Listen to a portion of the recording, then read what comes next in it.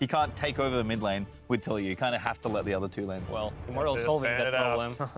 All right, well, the Rumble out. I wonder if that's gonna. Well, I think banning top laners versus Huni is just like he can play every single one, so it's kind of not too much. But that makes me think they might want to first pick Gangplank here.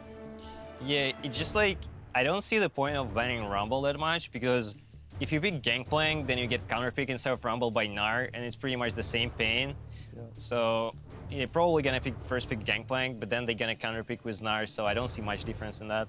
Or maybe Echo. Yeah, Echo it's been played in LCK. Gangplank can win lane versus Echo, but if Echo ever gets going, it's just a massacre for him. Since he's so mobile, he can just stick on Gangplank all day.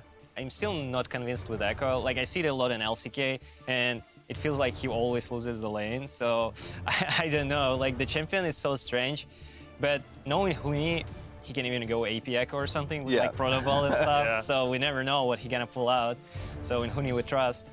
I mean, on that note, is mid lane AP Echo maybe something to think about? Because we've seen that as well. I mean, also in the LCK, I believe Flag kind of likes that champion as well.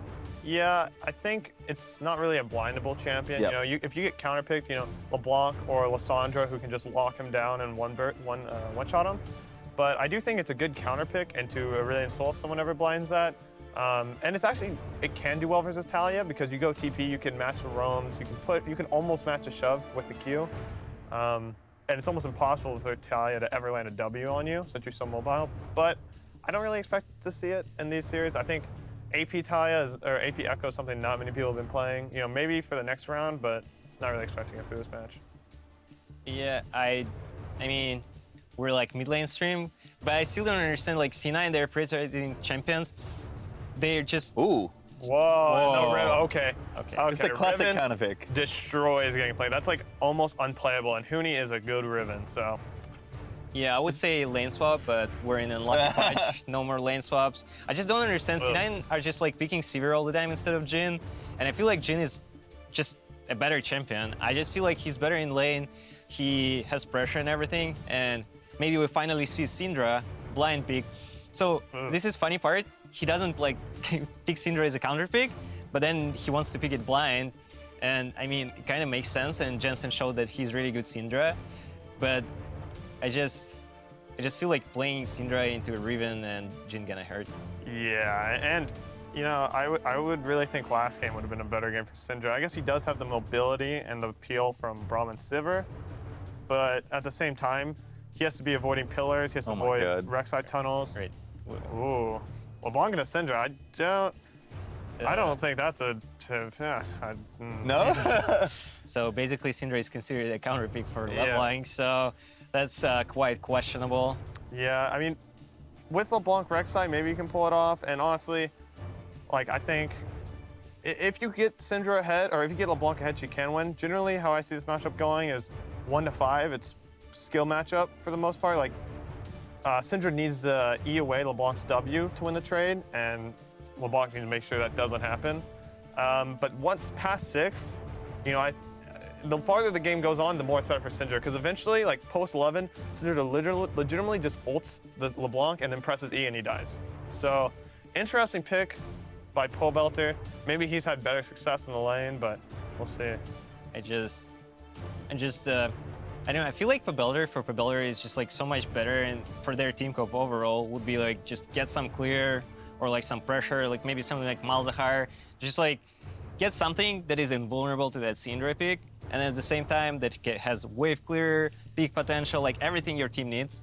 And instead they opt into LeBlanc, which is like, if they get behind in this game, I feel like it's not gonna go well.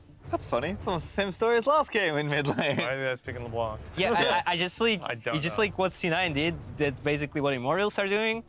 And maybe they feel a bit overconfident with the previous game because they kind of steamrolled it super hard. We'll see. All right, well, we are going to see how Game 2 shakes out, but maybe LeBlanc could be the pick that starts cursing this series. I guess this is a quick vote from you guys. Obviously, it was a counter pick for Jensen in the last game into Talia. Now, kind of counter picking himself away into Syndra. I assume LeBlanc into Talia is at least a little bit better than LeBlanc into Syndra. Yeah, I mean, for the most part. The one thing is, like, you know, there are ways to play this late game. You know, if you get Sneaky Flake on Syndra, then you just QRW from a brush and Syndra gets one shot, because she doesn't build tanky. Talia, you get a little tanky for the most part. Yeah, that's what you say, and then I know that Jensen builds Rylai's on Syndra all the time. Oh, that's true. I forgot. The Syndra build is Rylai's. Yeah, you go Morella, Rylai's. She might even go Abyssal, too. Yeah, so it's probably going to be like Morella. Maybe not Abyssal because they have only LeBlanc, but I think Rylai's will be enough to survive that. Or, I mean, you never know. We'll see. Yeah. Oh, hello. Oh, whoa. Yeah, Pobelter. I wouldn't be surprised to see maybe he just sits on a Negatron. Jensen could sit on a Negatron, but Yeah.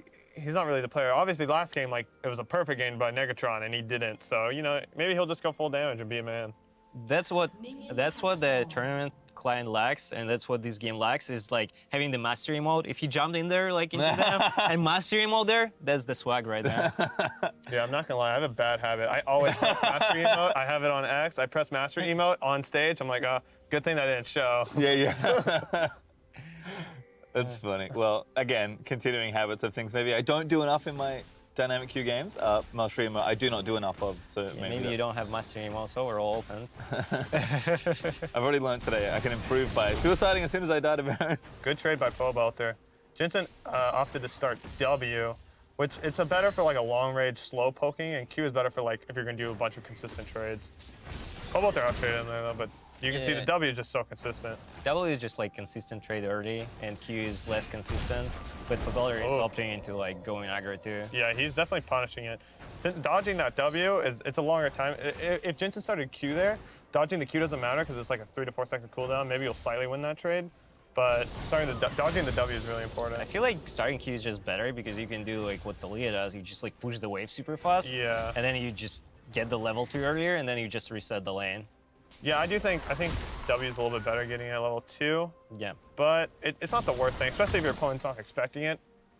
But Pobelter was ready for that. Yeah. And I mean, because of that, like, he can't even push the lane fast enough now. Yeah, so now his he's lane in a is really in a bad spot. super bad spot. Yeah, he doesn't have level 3, so Pobelter, the QW from and Pobelter holding onto the W, looking for the dodge. He gets it. Pobelter playing this lane really well. Yeah. Looking for the stun maybe on that ball? Nope.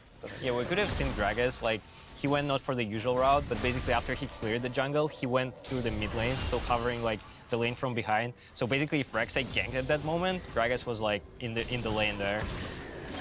Yeah, luckily Jensen has pretty good wards on both sides. He has a ward from left side and a right side from Gragas, so he doesn't have to be too afraid about shoving this wave in. Yeah, now he can finally reset the lane and gets into the better spot. I think he will go for the reset here. There's not really reason not to.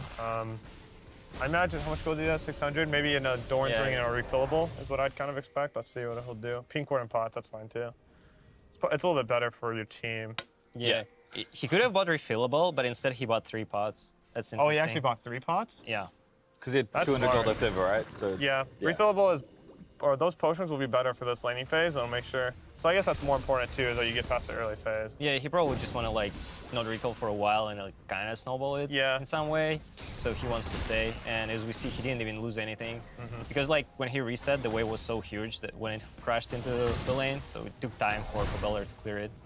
Yeah, it's kind of unfortunate that they weren't able to punish Jensen as he was pushing a wave into tower with, but since he had the vision, they couldn't really punish it, and he gets a free reset in. LeBlanc has a Negatron now, though. Well, I mean, in reality, even if you have vision, they could have still punished him because, like, first, LeBlanc has TP, and second, RekSai can just, like, come through the wards and basically just sit there and deny him, like, the recall, and then they freeze the wave, and then he just recalls and TPs back as LeBlanc. But I feel like it's just the way Immortals play. They never, like, you know, get the mid lane ahead. They're fine with going him equal, and he even, like, doesn't TP back into lane. He just comes there, and then he gets blue buff eventually. And this way, ReignOver, he doesn't lose anything. Oh, that clap on Meteos. Meteos overextended. Jensen actually nice flashes in. Very nice for first blood. Now Pobelter going to get chased down as well. Jensen going to keep moving in and try and lock it down. Level 5 at Huni. Oh, Huni's down here. Meteos. Meteos needs to get out of the way. Pobelter wants it. He flashes in. He'll get it. Chain lands. Jensen summoner list. He's going to be okay. Nice good stun there onto Huni. Jensen played that wonderfully. Oh my goodness. This is insane. Syndra got PogChamp. Yeah, that was like perfectly played by Syndra. But he does have no summoners now, and RekSai has flash. So I'm expecting RekSai to be coming back to this lane, which begins some more action. Double boss for Pobelter as well. That feels good. Yeah, like Jensen jumped in there, and then when Huni came, he cancelled his jump with his Q, with his stun, and just like he played it perfectly. Cool, so let's see it again. So Meteos starts us off by trying to counter, and ReignOver's like, no, that's not happening. Yeah, he got a nice chain off, but then the stun was just amazing from Jensen. That was like a max range stun, and he immediately follows up, no hesitation.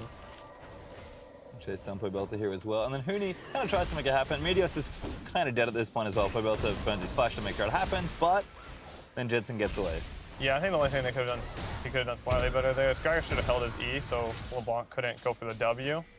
But I think this could actually go okay for Pobelter. He got the kill. They both got kills, but he also has TP to reset the lane, so he can come back at any time and get beat up on items on Jensen. And he's shoving in the wave, so let's see if he might look to just save TP and back, or he might try to pressure and try to go for a 1v1, but... Jensen can't really push this lane out anymore because he doesn't have flash. He doesn't want to He's ulting. Oh boy. Double buff donate, Chain maybe? lands. Jensen wants to chase in. Yeah. Negatron OP. That was actually really good for Pobelter, because now Jensen is low mana, low health, no ulti, and Jensen's going to be full health with TP, and he's going to get a lot of pressure on Jensen right now. Well, Syndra just going to push this wave out and recall, so... Yeah, it does seem like he's going to be able to get the push off. Syndra's push is pretty strong. He'll probably try to freeze it, but I don't think it's going to, like, matter much. Yeah, he might. He might even try to stop the recall. Yeah. Nope, he's just going to... He'll try there. Yeah, there's not much you can do. That's the one thing about Syndra, is just her wave push, so I'm saying. Well, now he just doesn't have TP anymore. Yeah, doesn't really get anything off that TP. Although, so he does have a timer right now where Syndra's back in base. He's going to shove, hopefully I think he'll shove this wave. Yep, he will. And he's going to go maybe look for vision more on the bot side, because he already has decent vision, or maybe he'll just go ward top side, look to clear pings. Checking for wards. Yeah, this is basically what TP gives you. Like, you TP back into lane, so you're faster than your opponent, so you have time to clear the wave and roam. So you can either go into enemy jungle with your jungler, or you can roam into side lanes if there is some fight going. Ooh, they missed the ward. Yeah, ReignOver's a little lost. Oh, That's no, he's not gonna very see it. unfortunate. Yeah, they didn't get anything off that shove and roam. Well, they're getting blue buff. They're going for it. This is actually pretty good if they can keep blue buff off of Syndra. Looks like Syndra and Gragas might try to flash. Well, but ReignOver already has it. Going to leave the rest of the camp there, and Meteos not there in time to chase it out. Jensen is going to clear that pink on the left side. Now he's trying to get some vision down, does ward up the Raptor area, but pink ward there should be able to be cleared out. ReignOver, side vision of that ward is going to take it. Yeah. Wards are giving experience now, so he's getting ahead. Out farm. Out farm.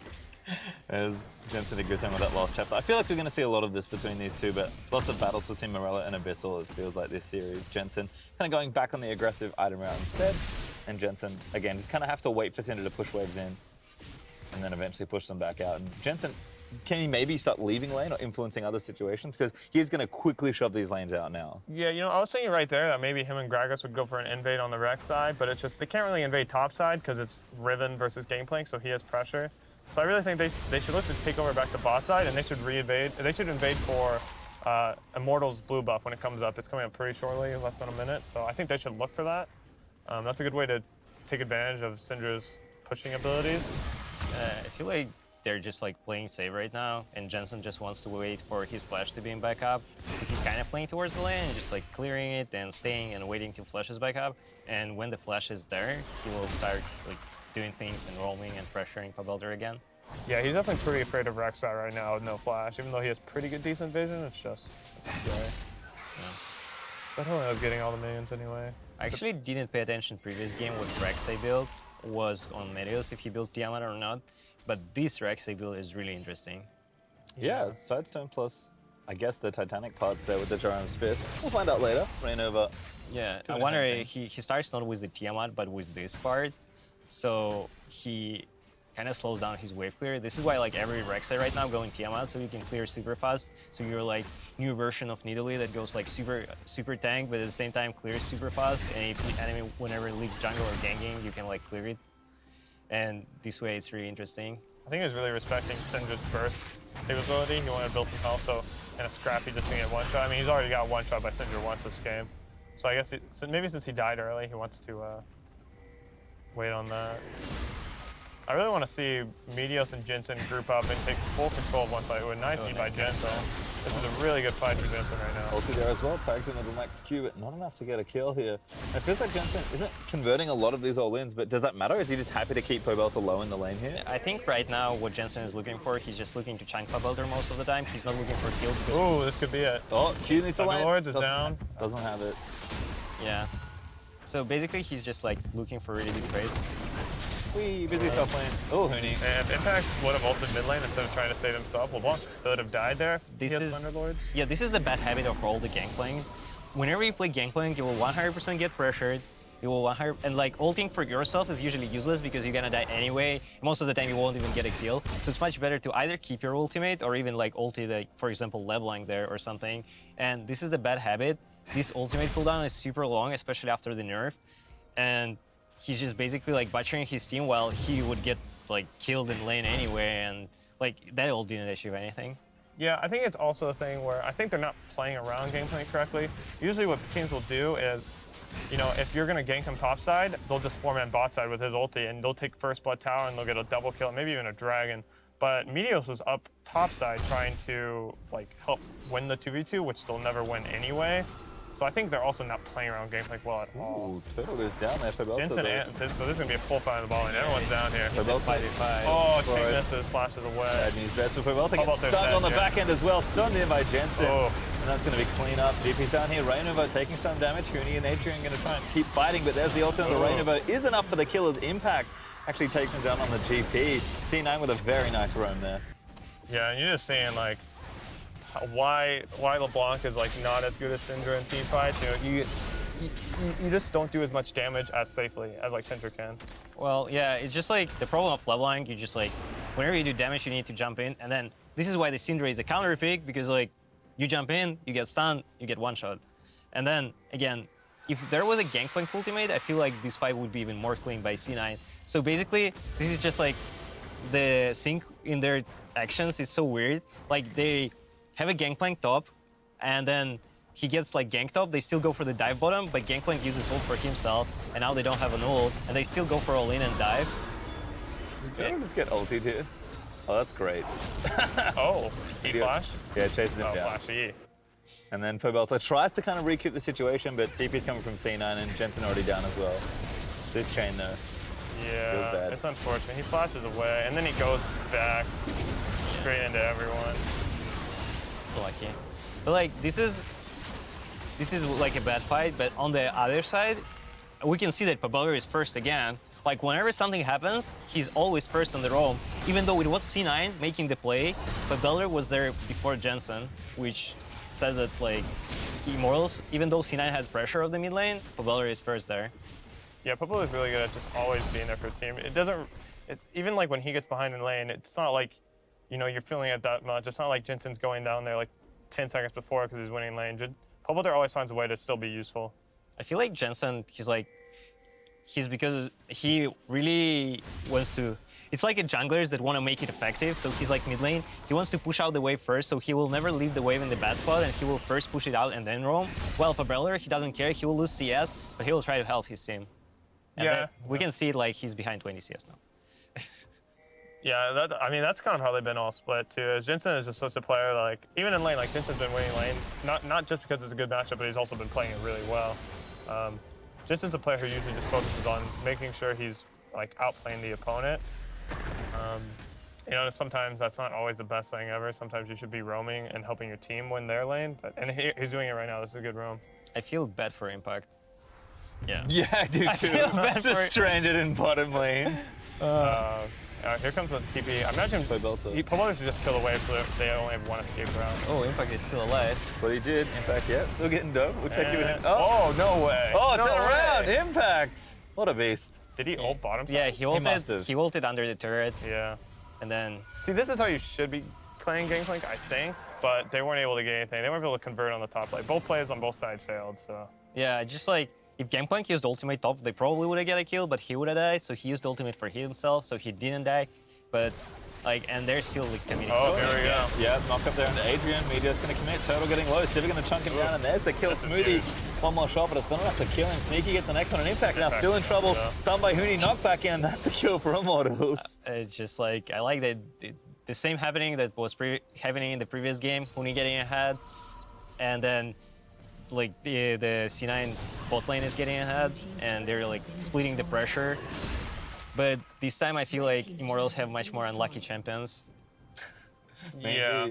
I still think that was overall, I mean, they got an extra kill on Cloud9's side, so, you know, that's not the worst thing. I think that was pretty good for C9, but yeah, they're still not getting as much as they would like with the Syndra. It all depends on if Huni will be able to split push and they will be able to shut him down in any way or like force teamfights or Baron.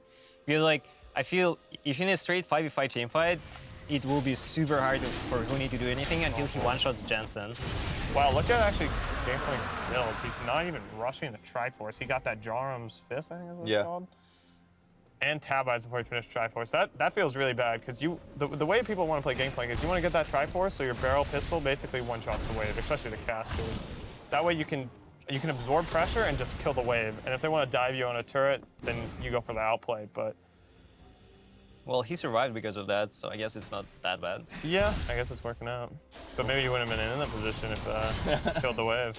Maybe. Well, we have a pretty interesting situation back in mid lane. Blues traded back again for both Jensen and Pobelter, but very similar to game number 1. Pressure in the side lane, C9 winning one half, Immortals sort of winning the other. Huni is ahead, 2-0-2 there on the Riven, so he's going to have his lead as per usual. Impact, I think, has softened the blow this time, which is good, but once again, these two towers are still standing. Both teams want to open up the map and make plays, and I feel like the first turret to break, probably going to give a team an advantage moving into the mid game, and Jensen so far does have decent chip damage on it. Yeah, and if you even look at the item builds, Pobelter had to go Abyssal first just because the laning phase is bad. Oh, goodbye. Goodbye, Turtle. So Gangplank ulted, they're all committing. Again, I just feel that C9, they should have, I mean, they're like getting kills, okay, but I feel like they should have spread their pressure towards the mid lane and just get this started. Especially, like in previous game, okay, there was Talia, she has a wave clear, it's really hard to push, but this time you're playing against LeBlanc, just come and like get this turret, like push out top, so the Jhin is 100% there, then you just like rotate and get this turret, and it will open so much of the map play for them. But yeah, right now they're just like too committed to their lanes, and even though like WildTurtle again, he's like getting killed in lane and everything, he's still kind of equal in CS, so he's not losing that much. And he understands that he's behind, so he's going for the Essence River scaling build instead of the armor penetration build. Yeah, I definitely agree. Like using a Gangplank ulti to kill an 0-2 Jhin and committing like 3 people to the top side, like that's not even worth it when they could just shove it in, keep Jhin under tower, and then have okay. Ulti, is he gonna pull up? Huni's coming, and they just disengage. Well, basically, I mean, this is what I'm speaking again. Like, if C9, they push out top first, so the Jhin is 100% there, and then they rotate, they can push. But like this way, they're just like committing for kind of 5v5 stalemate mid lane. And this way, just like, they're gonna just like sit around and then everyone will just back out. Well, maybe it relieves some pressure from the Gangplank, but I feel like they could have got this turret. And now Immortals are setting up 1-3-1 because they have LeBlanc, and they're probably just gonna leave Jhin mid. And let's hope that he's not gonna get dove again with the Gangplank ultimate. Because this time, at mid lane, if they dive him, they will get a tower. Yeah.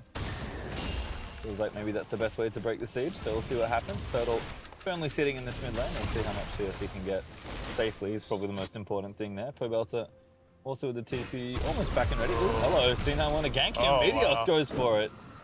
Doesn't quite get him, and they're committing. Oh, Get dude. outplayed. Wow. And I think he should just run and take as much time as possible. He's He can gonna- run to the jungle and just waste 4 people's time for so long. There's gonna be a long chase. He might even get out. Oh, no, they have Wolf Spirit, so they see him as well. He's just going to take forever. And yeah, he'll Immortals get just going out. to run down. Oh, yep, he's out, actually. That was really good by Pobelter to dodge the Gragas E-Flash, to dodge basically everything, and then know the right route to get out. Yeah. Yeah, that's exactly how you want to play LeBlanc, is you want to put him in a side lane and you want him to absorb pressure for your team. I think IMT could have got more damage on mid tower and got more stuff from it, but that's how you want to do it. Yeah, this is what C9 should have done previous game. Yeah. Goodbye. That was whew, magic tricks. Poorly timed for Smoothie as well, because his ulti was literally in mid-air casting it, and Pobelter's like, oh no, I have enough time to get out. Does manage to get away safely. Meteos burns a flash. Pobelter still in the top lane, doesn't have his flash, but Probably not going to need it if he's as slick as he was back then. And again, we still see the stalemate is maybe the next thing to look at. Jensen returning to his mid lane, does have needlessly large rod now, so skipping the Abyssal for at least now, just wants the Negatron. Feels like that's enough, probably for the LeBlanc in the early game. Yeah, this is like the way a lot of people play right now. Because of the Abyssal changes, it's not as cost effective as it was before because it doesn't help you like clear the waves. It's only like Emrys Shred, and then if you're playing against something like Syndra, right? Sometimes you're not even in range to proc the Abyssal. So instead, like you just get Negatron, and then with new build for Banshee Veil, you can even go Banshees instead. So it's like Negatron is super effective because you still have the versatility of the item. Yeah. To go back like the C9, to go for like the Jensen Pobelter thing, like Pobelter, Jensen being a better like mechanical and 1v1 player, and Pobelter playing the map better. I think it's even showing this game, like even though Pobelter lost lane and Jensen played the lane better, he's like, I feel like he's applying more pressure to the map where Jensen's just wave playing mid all day. He's not calling his team to take turrets, while Pobelter is like forcing people to be top and forcing people to chase him around. Yeah, just like the way C9 plays is really weird. So they have a lot of advantages and a lot of opportunities, but they're not doing anything. They had that pressure mid lane, but let it roams first. They never like go into enemy jungle to ward, they never do anything. And then like they have the pressure top side, they're pressuring WildTurtle, but they never like collapse on mid lane on no wave here. So you have like pressure mid lane because it's Syndra versus LeBlanc, then you have pressure on Sivir, then you know the collapsing. And like this is like 22 minutes, right? They could have done it like 7 minutes before what they're doing basically right now. So they like clear the top side. What they should have done is like clear the top side, then get the T-ports into enemy jungle, so you can rotate. Like right now, because they don't have the proper vision, they cannot really like rotate the save. Oh, here we go. Well, again. Show me some magic. They're all, they were too afraid to go in because they don't want to get juked again. Well, then maybe have to convert for this tower, I guess. Yeah, but Gangplank's getting dealt bottom. I've seen this movie somewhere. Bad man. Impact flashes Impact's playing out. really well. Oh, and he TPs to force on Syndra. Ooh, Jensen flashes. Pobelter gonna keep chasing. Has to juke the bullets, but Pobelter wants to close the gap. Good juke out. Is not gonna get stunned by Syndra. This is like... This is a weird game. This is a weird game. This is just like... I feel like Immortals' macro decision making is better in this game. But C9 is just like having better lane advantages and just better pick overall. Yeah, I do agree. I think C9's draft overall is better, so maybe they're not getting pressured as hard from IMT's rotations. But yeah, but they're like still losing on the map, even though like they have advantages like in the mid lane, in the bot side, and Gangplank can survive 1v2 against Riven and RekSai, which is pretty ridiculous. Which means like it shows that their comp is like better, right? But C9 are not getting any advantages of that. They're losing dragons, they're not pressuring Baron, they're not getting deep vision. They like finally got a tower in like 10 minutes, but they still cannot even break the mid turret with all the advantages they have. Yeah, the mid turret, like mid tier 1 is after like first blood and after like first tower blood, mid tier 1 is like one of the most important objectives on the map because it just opens up the map so much for vision control and it lets you do so much more with like Baron baiting and such and taking even taking neutral objectives like the red buff and the blue buff. And the fact that they can't get this mid turret down is just, it's not going to be good for them. So now they're kind of just relying on like random kills. They're not really doing it like the textbook way. They're kind of like doing random stuff. Yeah, I feel like just like the way C9 play overall, they're trying to make the game Clown Fiesta, and it doesn't work that well against a team like Immortal. Yeah, this reminds me kind of like how Game 1 versus Immortals versus Envious was, where they had winning solo lanes, and it dragged out until Lissandra and Kinnan just AoE teamfight and they lost. So I think if IMT goes for, that's why I don't really like this LeBlanc pick. I feel like if IMT goes for the team fighting comp like they did last time, that their macro is just so much better that they don't need to pick like these, oh, here we go, these risky assassin players. So you like and enjoy that Riven pick then? Maybe. I like the Riven pick, but let's see what happens with Pobelter here. There we go. All right, one more time. 3v1, Pobelter. Oh, there's the first juke. Gets exhausted though. Now has to get out again. ReignOver's here, so 2v3s. Pobelter's out again. Meteos finally going to shut it down. Ults him back in, but the rest of the team's actually here. He finally gets done in C9. They need this kill. They do convert, but Sneaky already a little too low. Smoothie blocking as many shots as he can. ReignOver trying to dive in. He does finally get Sneaky. All right, this is the Jensen stuff. Can he clean up the team side? Well, ReignOver looks pretty dead. They are going to chase in for him. Needs the stun. Does land it at max range, and that's going to be the GA popped. ReignOver doesn't really have anywhere to go, so I'm pretty sure he's dead at this point. Jensen is going to take him out with the ulti. Yeah, but this is again like C9 are reacting a lot. They're just reacting to what Immortals are doing. So basically, they're just like they can be they commit 5 people to kill 1 LeBlanc, and then they lose a mid turret of that. Yeah, Huni did the work he needed to do. Actually took that crucial turret too. Yeah, that was actually even like better for IMT. Like mid tower is way more important than getting 1 kill because they traded 1 for 1. They Yeah. killed AD carry. I mean, Yeah, I feel like instead they can even, instead of trying to help Pobelter, they can even leave him to die there because it doesn't really matter, and they could have just like 3-man mid lane and get the turret. Yeah. So they just like, instead of trading 2 for 1 and losing the GA, they could have just traded 1 for the turret, and mid turret is much more important than the kill on LeBlanc. yeah, it feels like C9 is just not playing their own game. They're like Immortals is like telling them exactly what to do, and it doesn't really matter if they win the fight where they are because they're just pressuring everywhere all the time. While C9's like, you know, they're not going for waves first. They're just trying to like Chase sit LeBlanc. in brushes and chase LeBlanc. I Like mean, they're doing right now. it's just like, Like, what's the point? If you kill a LeBlanc, I just don't know. Good flash from Pobelter. I just like don't know. I mean, at this point, okay, they probably cannot do anything anymore except chasing LeBlanc, so they're committing for it. But now, like, they used a Here lot. we go, Huni. They're getting collapsed. Yep. I mean, they've been wasting so much time that now no. I think Huni just. All right, let's see Huni. The big play. Feels bad, Sneaky Huni goes in. In fact, Oh. the ulti is Sneaky just gonna get Oh, popped. Jensen. Actually enough, Jensen turning it around, Pobelter getting low. He's gonna fall, now he's gonna go down. Adrian trying to do what he can as ReignOver looks to chase down 1 more, but Jensen gonna keep the fight going. Needs a big stone, huge 2-man. Adrian gonna live for a little while longer though, and ReignOver still trying. Got the Jhin last bullet. causing problems, but again taking damage. Smoothie blocking what he can. That W locks up Smoothie, but Jensen, oh, he missed that stun. Could be a crucial one there in onto the other one, but ReignOver able to take out Smoothie and close. C9, I think, definitely here the we right go. idea. Well, WildTurtle! Oh, he gets it with the dancing. Oh, the that's EV! gonna Oh my goodness. Okay, well, I don't know what this game is. Well, Pobelter died. Yeah. So, which is kind of expected, but Jensen tried very hard to carry the rest of that fight. Yeah, Jensen played that fight really well. It's just like his team is never in like a good scenario because they're just. well, Yeah. yeah, it's hard to win 45. Yeah. So basically, it's just Oh, no. Oh, no. the Clown Fiesta. Pobelter, tank it. Tank the Baron for us, Pobelter. He's doing it. I'm not sure he can take it for too much longer. Oh my god! What is this game? Well, I mean, he Which got one's it. the real one? Sneaky chasing. Oh, that was a Impact. clean barrel combo. Alley-oop. Right. At least I think Huni got the Baron. Wait, did Huni get the Baron? No, Immortals Yeah, got, yeah. yeah, Immortals got it. Okay. I think So Immortals this got game it. is going for the Baron awards. Baron probably doing the best in this game right now out of 2 teams. but other than that, just like, I mean, I kind of understand the ideas about everything, but as we spoke, like the comp of Immortals is just like so bad. They like in the team fight, they do everything perfectly, but then like once Syndra's down, they all die. And then if that fight wasn't 4v5, then C9 win it completely just because like their comp is better.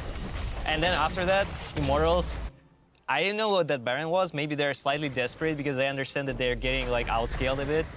But like, yeah, I guess they're lucky that Baron killing doesn't give gold to anyone. So basically they got ahead from that taking the Baron. And now, because of how like C9 are playing the map, the only thing C9 could have done is baiting the Baron.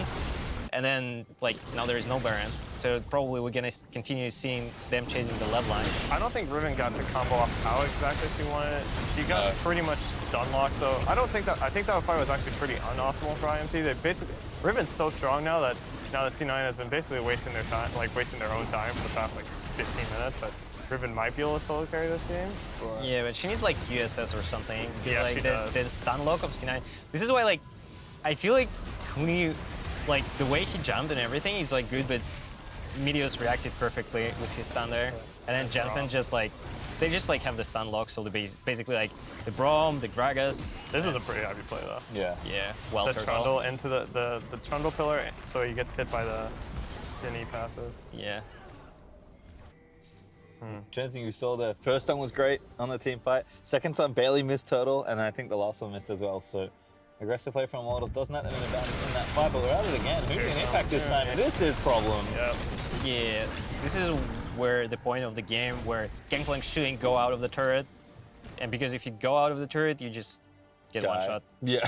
And if you look at Huni's build, he's like full split push, double lifesteal items. He's basically unstoppable. This is the Fiora build almost, right? Yeah, Yeah. pretty much. This is what I was wondering. They're like, again, it's just like sometimes you feel really weird about the way Immortals play, that because like Huni, he has so much advantage, he goes for the split push build, and then he just TPs and gets one shot. What is this? This is C9 looking for something. Turtle, can they get him? Needs to ulti, is enough. Jesus. Jensen flashes on top of him and gets in. Now Adrian gonna get himself chased down. Huni still split pushing, and so is Pobelter, but Adrian is going to die here. Double kill for Jensen. Yeah, I mean, even look, when C9 is making plays, like, they're losing, like, double inhib turrets. They lost 3 turrets for making a pick for 2 plays. Yeah, now RekSai is just like stopping the recalls. Yeah. Probably worse. ReignOver gonna get stunned here. Does have the GA, so it's a ton of time that is able to really buy here. Huni again looking for a 1v2, but Sneaky actually made it back. Huni gonna get crit. Oh, he needs one more. He's gonna get collapsed on, but they got bottom inhibitor almost positive. Pobelter's down there. Oh, Smoothie flashes. That's aggressive. Sneaky probably didn't need it, but Pobelter able to get this inhib. Yeah, this is the way that C9 should have played, and overall, just like how the 1-3-1 works, you basically, one of the sides in 1-3-1 is usually dies or gets collapsed or anything, but the other sides, they're getting, like, if the 1-3-1 setup is going and they're already under your towers, no matter what happens, especially when the Baron is down or like there is no like the Elder Dragon or anything, they just like, you collapse on one side, the other sides are getting turret or anything. And like right now, for example, C9 after getting all those kills, they could have got a Baron, but unlucky the Baron is down. Yeah, Dead Man's Plate coming out of Riven for 4th item. That's interesting. You're in love with this Riven build. Yeah, I love it. Who knows like what Huni wants to do? I like Riven too. I wish there would be Infinity Edge and Static Shift, but I guess I take this one. Not this time. So they're actually pretty strong. Flies a Void Staff. Thought about the Death Cap, but went back on it. I mean, both Midlane is fairly strong here. You've kind of already highlighted that Immortals want to play the map and C9 just want to play the fights. It's interesting that the LeBlanc pick, which probably lane-wise, maybe strategically, wasn't going to work out that much, but Immortals certainly demonstrating that they can play the macro game exceptionally well. And despite the pick maybe being a little suboptimal in certain areas, Pobelter's clearly making it work because he's just doing what the pick is required of him, right? So this is really good for C9. They are pressuring, or they're posting up on a tower before the split push is pressuring them. But it seems like well, we'll see. They really need to get something off this. Yeah, this is like... Oh, Riven, they have double flank from their solo lane. Pobelter doesn't get stunned. Dodges the stun. Back in time. Huni's gonna carry this. Oh, here we go. Smoothie in. Jensen getting low. He actually gets ulted. Sneaky able to take him down. GoldenGlue prediction goes As I said, the Riven pick and LeBlanc pick, this is basically what C9 should have done, right? In the previous game, like LeBlanc collapsing and everything. But it's still like so hard to execute, and Syndra just shuts it down completely. They just like one-shots whoever jumps in from behind. So it's just like, yeah, it's really hard to play against Syndra. And basically their build is fully optimized for the split push too. So... Ooh, Pobelter, big play. Maybe not. Sneaky flashing out of the way. Immortals try and collapse. Impact's back in the bottom lane. No ulti, no... Oh, does have TP, so he's busy tending to the super minions. Then I'm gonna have to run here. Meteos gonna be caught. Should be okay. They're getting TP'd on by Pobelter. All right, see what Pobelter can do. He's to make a big play. He's just going straight top. All right. He's going for some sick flank. This is some... Oh, he might actually... Suicide Did they see somewhere. him? Okay, now they see him. Yeah, he's just gonna push and then... Yeah, he's just gonna sit and make people come to him. He's just gonna waste his TP and do nothing. I'm not gonna lie. That's another way to describe that play. I'm not gonna lie. I'm so sad about that Riven play. Yeah, you were there. You were ready. You were so hyped. I mean, he's just go like Super Saiyan. You know, he has TP. just like- I've been farming for 30 minutes. I have TP. I have a flank. They're all grouped up, and then I'm exhausted and I'm useless. And I'm one shot. Yeah, Syndra ulti. I mean, maybe if you built a Mercurial Scimitar instead of That's a what Dead he's Man's dealing with play. right now. Either GA or QSS was needed, but that Dead Man's play looks cool. It does look pretty cool. You get matches that little the build. tailwind behind you. He's got like all red at Look it. at that. no. I don't want to mess with that. I mean, like it's better. It's a good item to dive, but it doesn't really help in the team fights, especially against Syndra that just presses R. Yeah. That's why it doesn't. Huni caught. Oh, This is feels a- bad, man. Oh, Dead. This is the Huni moment. this is Right when the Baron spawns too. Oh no, that is bad. Yeah, this is like a typical Huni game. Usually Huni comes in and just carries the team fights, but this time he's just getting punished. Yeah, he's just like, he's probably tilted after a couple previous team fights. I mean, Just I like think, his decision making is a bit off after Yeah. what happened. But here, I think they're gonna end up trading inhibitors. commit to the split push. Yeah, that's They're not even gonna trade. Probably Gangplank can clear against LeBlanc. Yeah, he's pretty late though. So they We'll can. see. She doesn't have that much. I mean, and Impact has 0 MR, so Yeah, we'll see.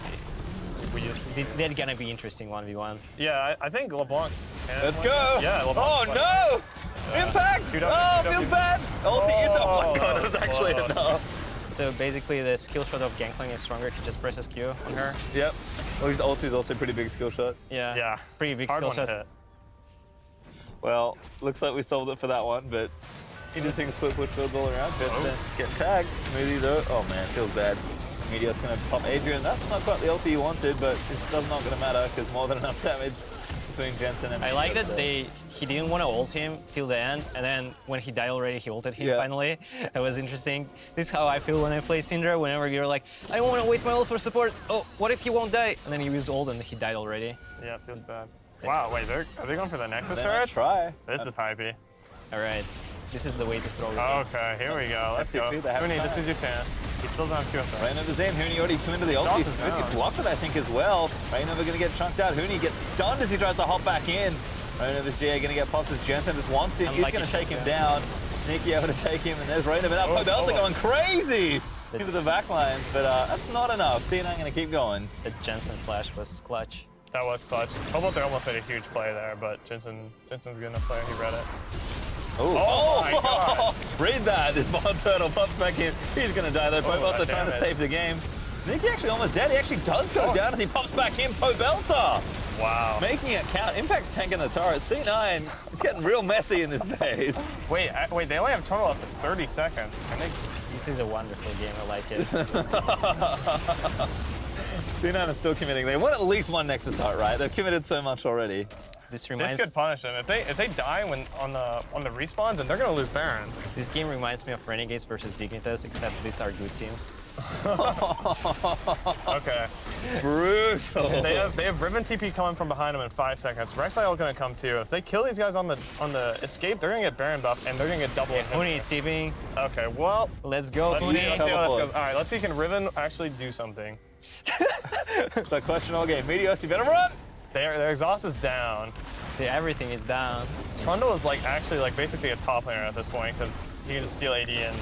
Oh, ulti and Impact. super A tank. bit of damage. Impact. Takes the support. He commits the ultimate for it. He gets Oh one. my God, they need Riven on. They split Oh, up. oh. Here's Jhin though.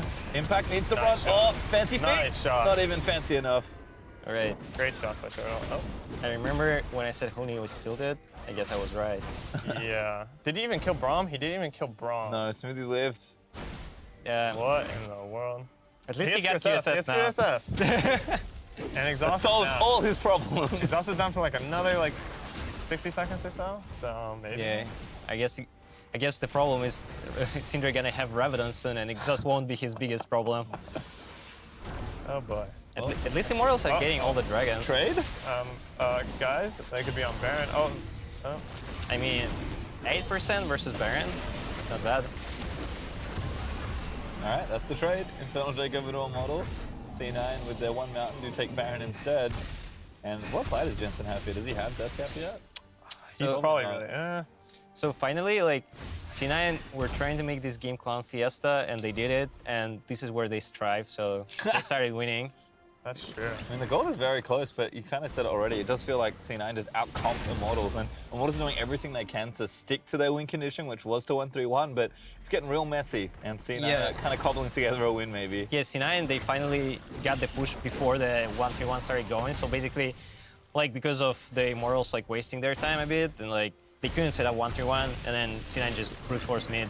And then instead of just sticking to that 1-3-1 and trying to maybe give mid inhib, they tried to collapse, and we saw that Riven can't do anything. Yeah, you're seeing pretty much C9 aren't really knowing what to do in the macro game, so they're just running it down mid, and they have a stronger team fight, so it's working.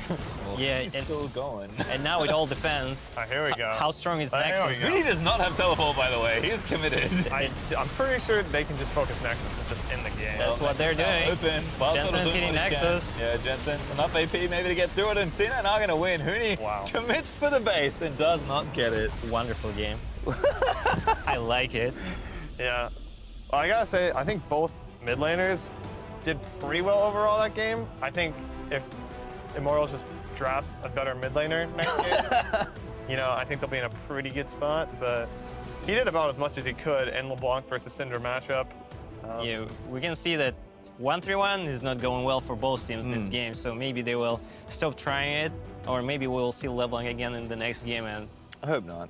I mean, like, again, they're both good LeBlanc players, like, not to slight them at all, but I feel like you guys have said, it just doesn't really fit in the comps or the meta that, with the way the champs are kind of playing right now. If they wanted to 1-3-1, is there a different mid laner that Pobelter could play other than LeBlanc? What were the bans that game? I mean, they banned Talia Talia, was down. so... Vlad was down. it's like, well, I mean, he lost this game, but he probably gonna get on Reddit with that play when he duped everyone. Yeah. So I call What? worth. As long as they win the series, I guess it's still worth it. But Syndra finally coming up for Jensen, that did actually make a big difference. Not just because Pobelter maybe put himself in a silly spot with the matchup, but it felt like it fit C9's play more, and Jensen was able to just do a lot more with the champion. Yeah, I think it's also, so Pobelter was doing what a LeBlanc should do. Like, LeBlanc is a viable champion. You can play it in competitive games. You go to split push and you drag the team around. Also, C9 didn't answer very well. They just kept chasing him around. And Immortals, I don't think they capitalized as much off the LeBlanc pick as they could have, because he was actually attracting a lot of pressure. But they ended up just like failing dives on Gangplank over and over with Riven RekSai. Like, if that's just kind of, you know. That's what I feel like. They just, LeBlanc was doing everything that she should have done, right? But then for some reason, instead of like going mid lane and just pushing mid when like five people are chasing LeBlanc over and over again, or like 4 people, okay, Gangplank is suffering somewhere in the bot lane, they were just like, oh, let's collapse there, and then team fight against the team fight comp with our 1-3-1 split push comp. Oh, it didn't work. I mean, unlucky. Unlucky indeed. Well, for the full view of that game, let's check back in with our analyst. Pretty well, but once they get out of that point where it's like, hey, it's no longer about laning 1v1, not so much. It's kind of weird because, like, I actually like the Rumble ban a little bit because it's not just a counter pick to the GP. It's like it opens up the Sivir a little bit more, and I think we saw that the Sivir was able to have a higher impact in this game. Yeah. But the Riven pick is definitely questionable because while it's great for snowballing, it snowballs harder than something than, say, a Gnar. When it comes to team fighting, it just, if it gets focused by like the Braum CC, the exhaust, the Gragas in some way, it's just gonna get blown up. And that's what we saw was, despite the lead, when he had that first TP flank in the mid lane, he just insta-died. Well, I think we have to give some credit to Impact here for his itemization, for being able to survive so much of the pressure from Immortals, basically stalling out the process of the backdoor until they got to a point where they can just 5-man into mid lane and then be unstoppable at that point. But I would have liked to see a little bit more roaming from Pobelter to the Riven lane, make sure that you can just snowball on GP, because he was stacking armor, he was stacking that HP. If you just have LeBlanc pay a visit towards that side, but that's the downside of not having wave clear. You got Trundle, Jhin in the mid lane, I mean, what are you gonna do? Well, I think they were looking at 1-3-1 with the TP LeBlanc, and they had mild success with it until C9 finally was like, hey, let's just group up and push mid, and then you're left with a pretty terrible 5v5 comp. Right, but you do see how precariously the game balances at that point where you know, if we don't group up quickly enough as 5, then we do lose to the double side lane pressure. If we group up just fast enough, then they have to back and try and defend as 5, and it creates a very chaotic game, which I think most of the time when we look at these two teams, we would say a chaotic game falls in favor of Immortals. Well, even though the game just turned completely buck wild, I really did like how it's just a clash of two very different approaches to the game. One person wants to stall out, wait until 5, group, and just be a death ball, while the other one just wants to say, we're about the laning phase, we're about splitting you up, we're about running you around the map, like we saw Pobelter just running them around the Rosie and doing that successfully. But it's just overall fun to watch that happen. All right, well, let's take a look at some of the gameplay. That was extraordinarily fun to watch. I want to start with the first blood, which was a traded 1-for-1 kill here, but we saw some sweet moves out of Jensen in this clip. Right, I think this is really just showing how on the same page they are. Like, Immortals instantly flies over the wall, and Jensen's right there right after to pick the kill up. And then we see that Huni's coming down from River on the bot side, so Meteos needs to take this really unsafe path, because if he goes over the wall, he probably just gets killed.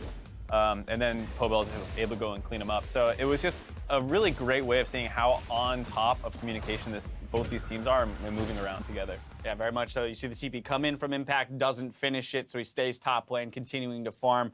You know, of course, again, as we mentioned, we have to give him a little bit of a nod for how much pressure he absorbed. Once again, there's 2 games in a row on GP that he has just been a punching bag for both ReignOver and Huni, but he's dealing with it very well considering the circumstances. I mean, it goes even back to last series where against Envy, they had the Kennen picks and these things they kept throwing at him, and he would make them go 1-for-1. Here, it took them a couple dives to get it right finally and kill Impact. If he's able to absorb this much attention from Huni and ReignOver for the rest of the series, I think this could be a trouble for Immortals. All right, well, let's jump ahead a little bit to 11 minutes. This is going to be a 3-for-2 for Cloud9 underneath this bot tier turret. And this is going to start off with a nice little chunk here. It's so hard to go into the Braum with the creep wave advantage, and Meteos is going to come in, try to pick it up with his ultimate, but WildTurtle has a nice little flash out of it. But this is a great little flash, flashing over as opposed to the E-slam flash, but now the whole crew's coming down, and this is going to turn ugly for Immortals. Yeah, so full 5-man in the bot lane. Right, it's actually interesting to see that Huni and ReignOver really aren't super on the same page here. Huni looks like he doesn't want to keep going as ReignOver goes in,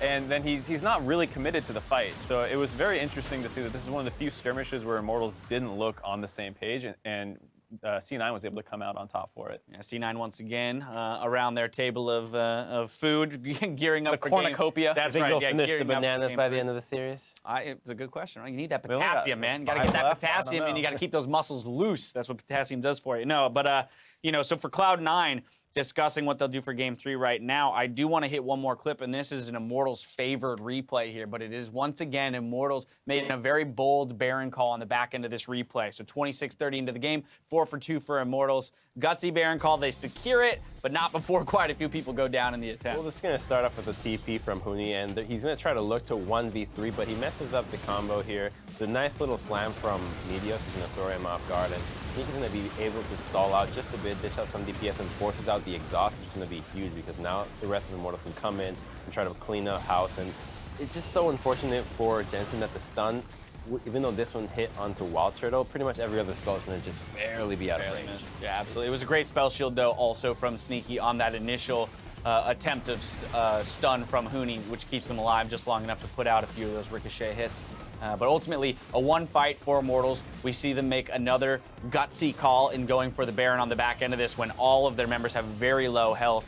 A contest from Cloud9 kills everybody but Huni, so Huni did remain on the map with the Baron buff. Well, it's just what you were saying, that they're not on the same page. Like, Yeah. Pobelter could have easily TP'd on time, but he waits like 4 seconds so his team dies to Baron. Like, all right, I'm here, guys. Yeah, he res, has TP up, and he just sat there while his team died to the Baron. If he just went right away, it would have been a lot smoother. And there were a lot of these kind of uncharacteristic hiccups coming out of them. And scarily enough for Immortals, that was all Cloud9 needed to really get back into the game because of the time they took to try and secure that Baron. Cloud9 was able to push down a couple turrets in the mid lane, grab themselves some global gold, Oh, and that in a doesn't look sense, good.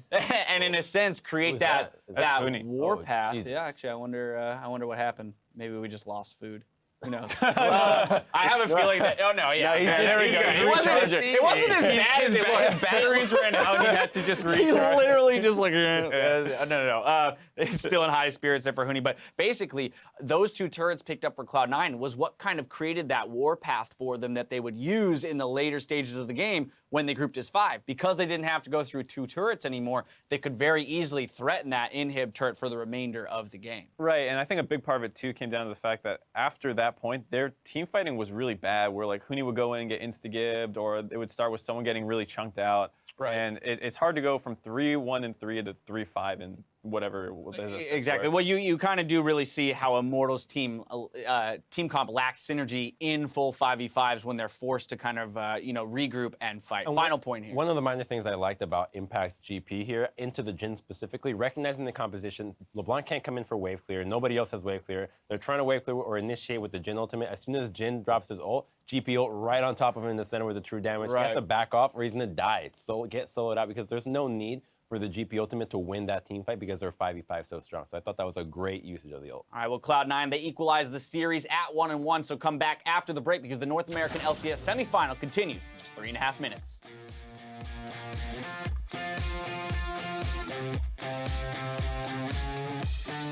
Soon 60 years old now. Soon I'll be beating C9 on the Summoner's Rift. Holy, you're actually hella good at making lyrics, by the way. Pobelter is going to get stunned up. He's going to get collapsed on. He's going to go down. But a trade close. Huni picks up 1. Then in a Smoothie. A second kill comes through thanks to ReignOver. Has to run. Meteos nearly picks off Pobelter, but that's going to be another couple of dodges. Yeah, he went the other way around. Pobelter is tricksy on this one. Syndra, wait for me. Wait. Jason saw his flash, guys. Jason can flash in. Nice. I feel it. Nice, go. Hey, I got pillared. But they're trying for the defense anyway. Huni is still pushing at this time. They're trying to get it, but that's a Nexus turret down. Cloud9 get the win, and they tie the series.